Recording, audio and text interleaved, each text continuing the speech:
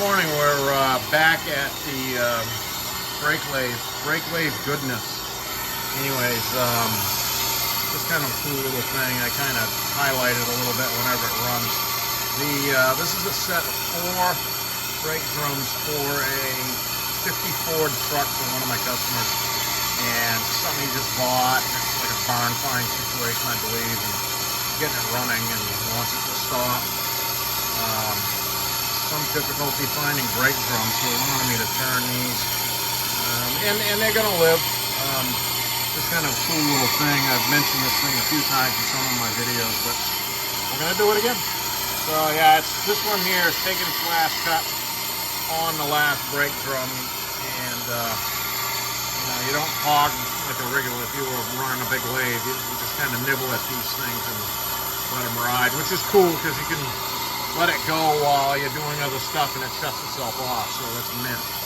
Anyways, we'll take a look. They've got their own measuring tools. It's kind of cool. So it's a little device you can stick in there, and if it's worn, it's got grooves in it. You can estimate how deep the grooves are by sticking that in there, and estimate. You tighten it up, take it back out, and then you can measure it and see about how much oversight. I'm having a hard time getting a picture of it. There it is. And then there's another one. It's kind of the same thing. It's got the same pointers on it, but it's also for you can set the brake shoes to the brake drum.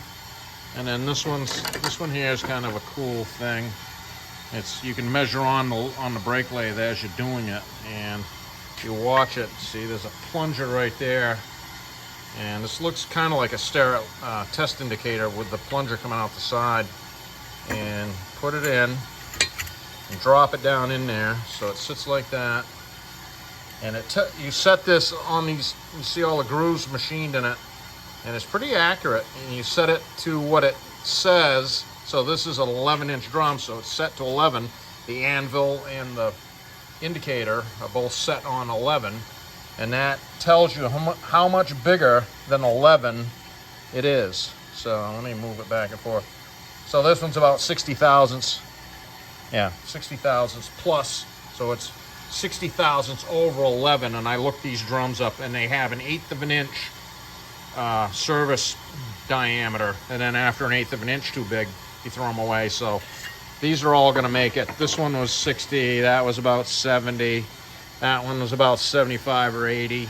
They were pretty heavily worn. The front ones were more, and you can see some of it didn't clean up, but this is way inside where the brake shoe isn't even really going to be doing anything.